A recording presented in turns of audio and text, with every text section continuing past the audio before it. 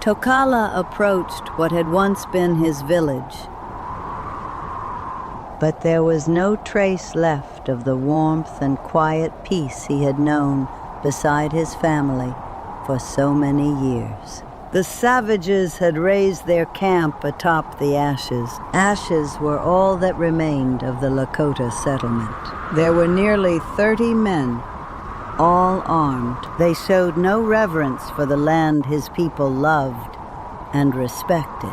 To the people of Tokala, the forests, the mountains, the plains, the rivers, all were hosts. They themselves were only passing guests. Where his people went, they adapted to the land, preserving harmony with the forest. These men were the opposite. For them, the land was expected to bend.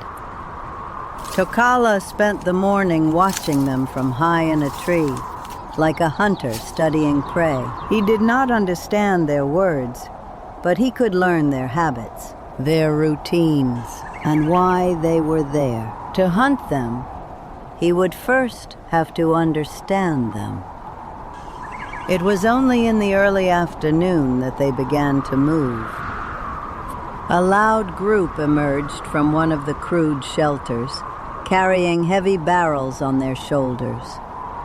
And in that moment, Tokala's blood turned to fire. One of his brothers walked among them, free, side by side with those men. He was the brother who, against the will of the clan, had once traded with white men, selling stones the color of corn, stones that glittered beneath the sun. He had never told the others where he found them. One day, he was banished for trying to convince the clan to rebuild elsewhere. He claimed the land was no longer safe, but in truth, it was not their safety he cared for, only how much he could profit without them nearby. Tokala followed them with his eyes until they reached a cave at the base of a great snow-covered mountain. Moments later, a deafening sound burst from within.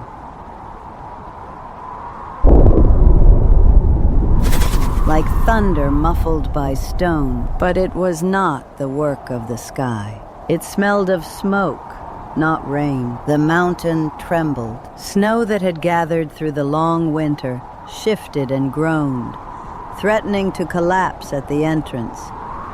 Then it settled again, covering only part of the opening. Hours later, the men returned carrying baskets filled with those same shining stones. Tokala had no time to grow angry. In the next instant, his world ended for the second time. Stop! Let me go! It was Sakari. She had followed him after waking, alone, with only a horse. Cold spread through Tokala's chest as he saw her dragged toward the camp. These men killed, burned, and destroyed without hesitation. It was not hard to imagine what they might do to her. While their attention was drawn to Sakari, Tokala moved closer, unseen. At the center of the camp, she was forced to her knees before a man the others treated with deference.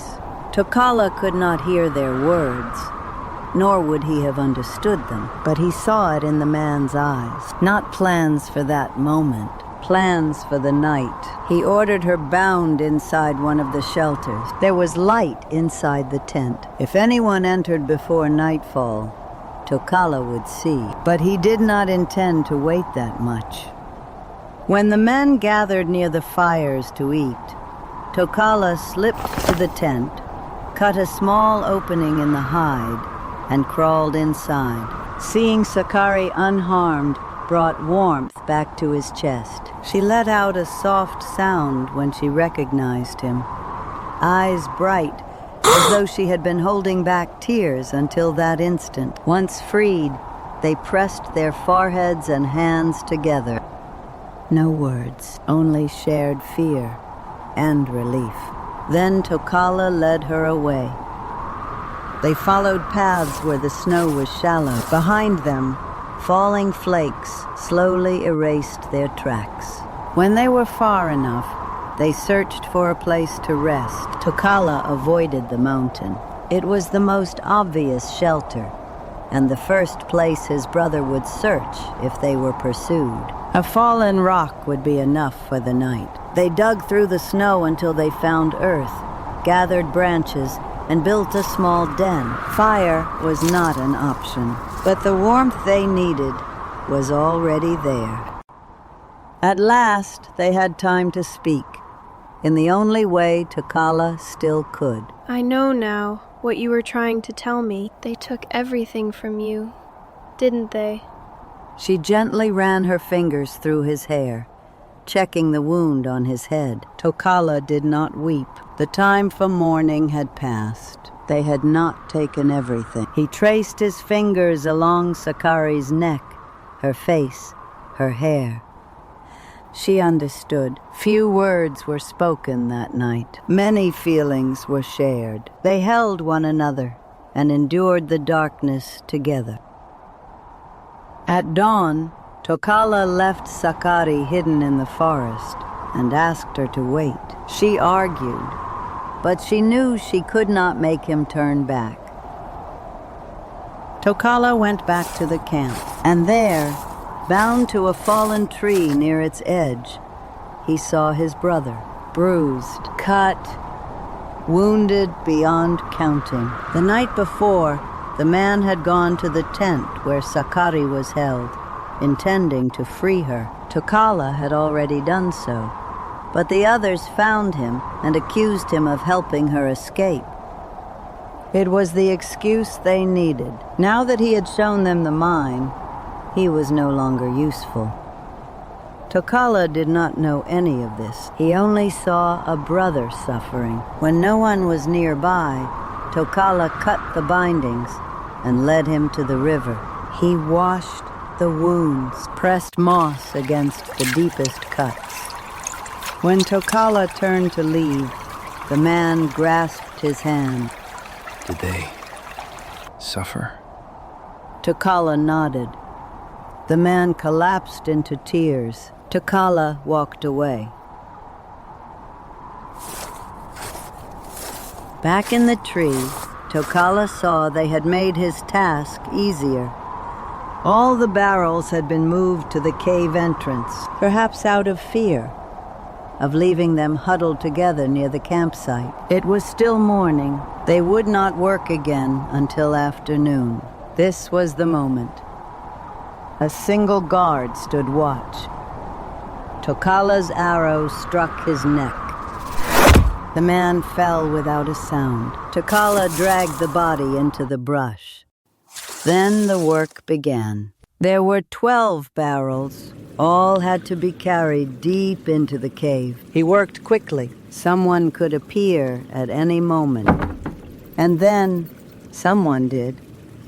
Tokala froze at the sound of a rifle being cocked. He waited for the shot. Instead, he heard a dull impact. A body collapsing into the snow.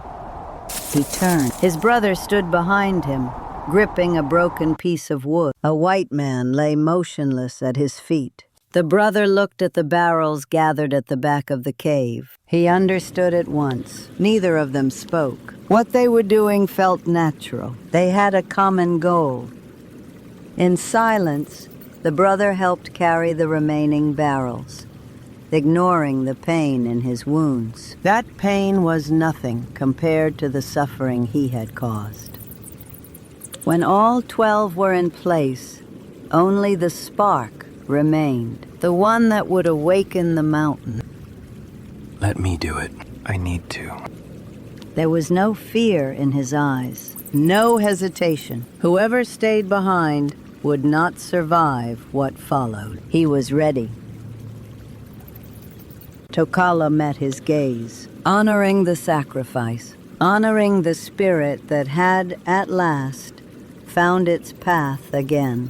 Tokala nodded once. A faint smile touched his lips. Then he ran. Minutes later, the earth shook.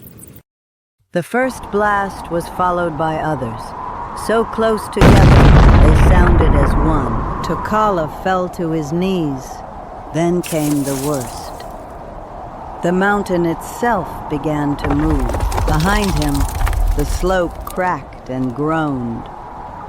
Entire slabs of snow broke loose, sliding toward the camp below.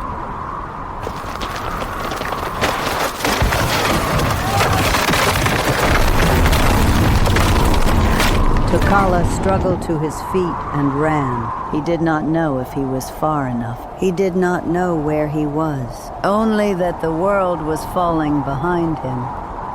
Trees, boulders, everything was dragged downward. He ran until he could no longer hear anything but his own footsteps. The silence that followed was as terrifying as the avalanche itself. He stood there, disoriented, until he heard a voice. Tokala! Sakari. She had gone looking for him, fearing the worst. When they reached one another, Tokala pulled her into a fierce embrace, foreheads and hands pressed together, spirit to spirit, heart to heart. You did it! Before leaving, Tokala looked back one final time toward his former home. Snow covered everything now. The camp, the men, the betrayal, all the bad things that had happened there, all of it buried. Together, they returned to the people of Sakari. She told them what had happened, and she announced that she would take Tokala as her husband. The Cree welcomed him without hesitation. According to tradition, they gave him a new name. Astamayiman, the one who returned, changed. Astam found peace in his new home, especially when he learned that Mistahi had left something of himself among the clan's mares before his passing. Astam! When they are born, they will run beside our children, Sakari said with a spark in her eye. Astam laughed quietly, startled by her certainty. He could barely imagine himself a father, let alone more than one. His voice never returned, but he found someone who had walked beside him through the darkest moments of his life. Someone who did not need his voice to understand him. As for the place where Mistahi rested, and all that Astam buried there, it was never forgotten. In time, it became a warning to travelers. In those lands, peace was abundant, the soil was rich, the forests full of life, the rivers heavy with fish. But if that peace were ever disturbed, the mountains themselves would rise to restore it.